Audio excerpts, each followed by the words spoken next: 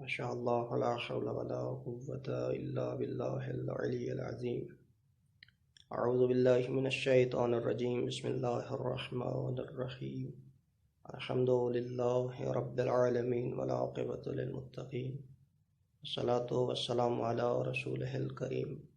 ثم الصلاة والسلام على آله الطيبين الطاهرين المعصومين. أما بعد، فقد قال الله تبارك وتعالى في كلامه المجيد وفرقانه الحميد، قوله الحق وهو أصدق القائلين. بسم الله الرحمن الرحيم. ووجدك عائلا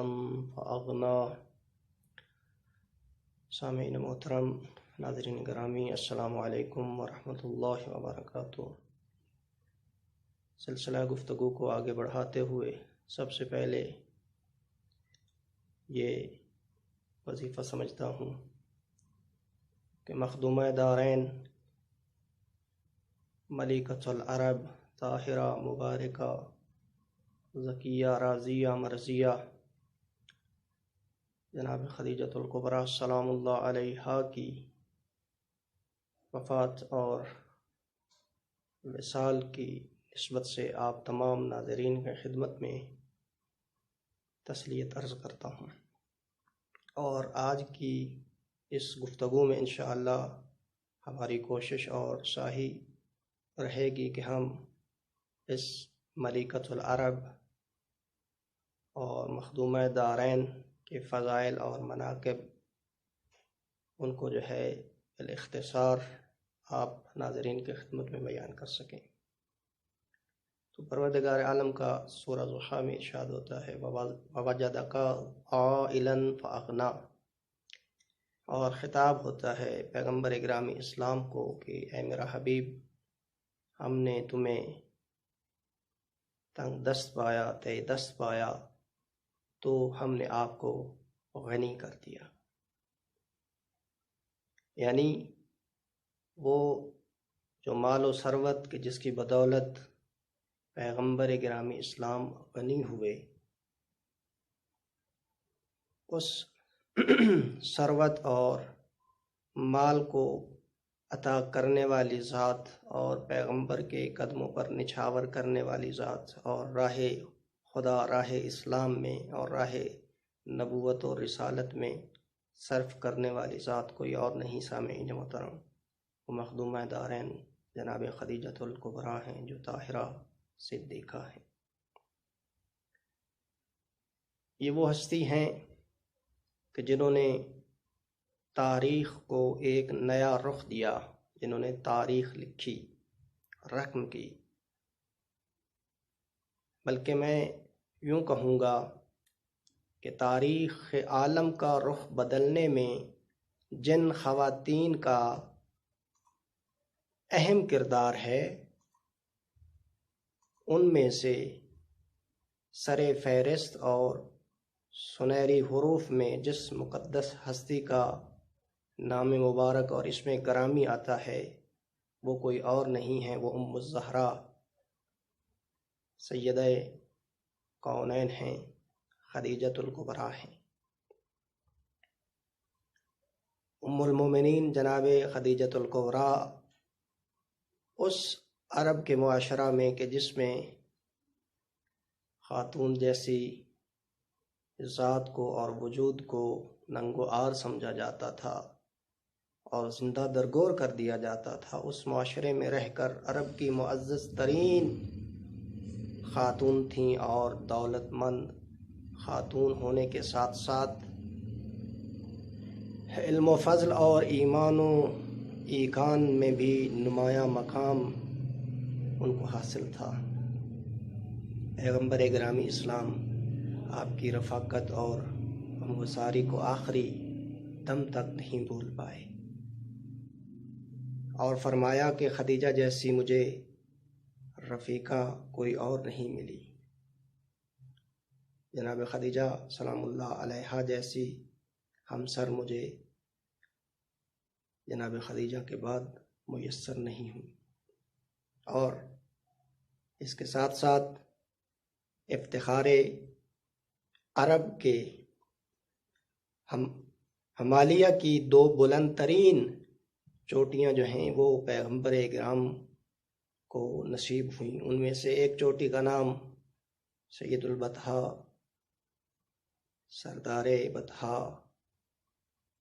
جناب ابو طالب علیہ السلام ہے، اور دوسری چوٹی کا نام ملکۃ العرب خدیجۃ الکبریٰ ہے۔ عزت و احترام کے علاوہ جناب خدیجہ جو ہیں ثروت اور دولت میں بھی اپنی نظیر نہیں رکھتی تھی، ان کا کوئی ثانی نہیں تھا، ان کی کوئی مثال نہیں تھی، وہ بے مثل تھی۔ اور اس زمانے میں دیکھیں ان کی تجارت اس عروج پر تھی کہ جب آمد و رفت کے ذرائع اور نقل و حمل کے وسائل جو ہیں وہ میسر نہیں تھے، اور زمانہ بھی کوئی ترقی یافتہ زمانہ نہیں تھا، بلکہ غیر ترقی یافتہ زمانہ ہونے کے باوجود اور صرف عرب کی حدود اور حجاز کی حدود تک ان کی تجارت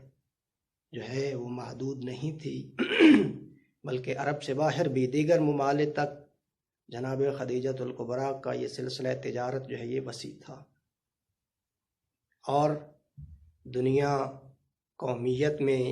محدود تھی اور گھری ہوئی تھی، لیکن آپ کی تجارت بین الاقوامی تھی۔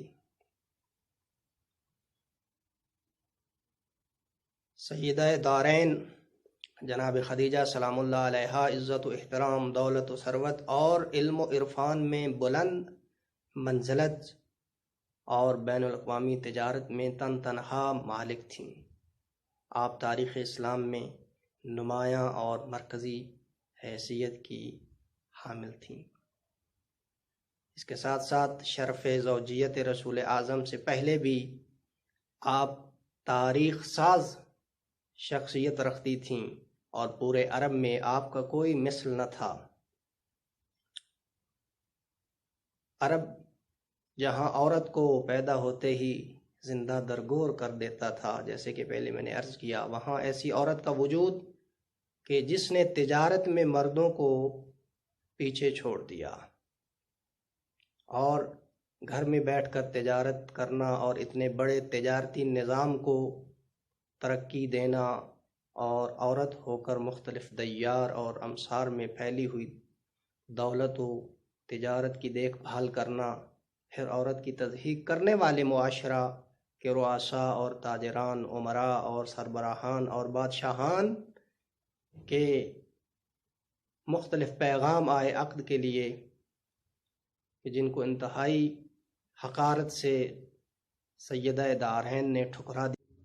وہ عظیم ہستی ہیں، محسنہ اسلام ہیں، ملکۃ العرب ہیں، جنہوں نے پیغمبر گرامی اسلام کا ہر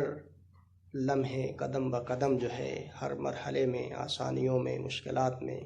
ساتھ دیا۔ اور انشاءاللہ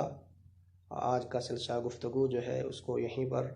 سمیٹتا ہوں، اور انشاءاللہ باقی کچھ مطالب جو ہیں بی بی کے حوالے سے وہ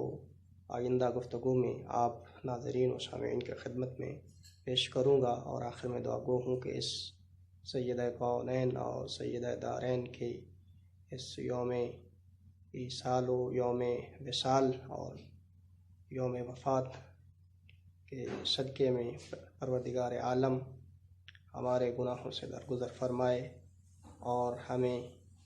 ان ہستیوں کی کما حق و معرفت حاصل کرنے اور اس پر عمل ان کی سیرت پر عمل پیرا ہونے کی توفیق عطا فرمائے۔ اور آخر میں دعا گو ہوں کہ پروردگار عالم ہمارے آقا و مولا امام زمان کے ظہور میں تعجیل فرمائے،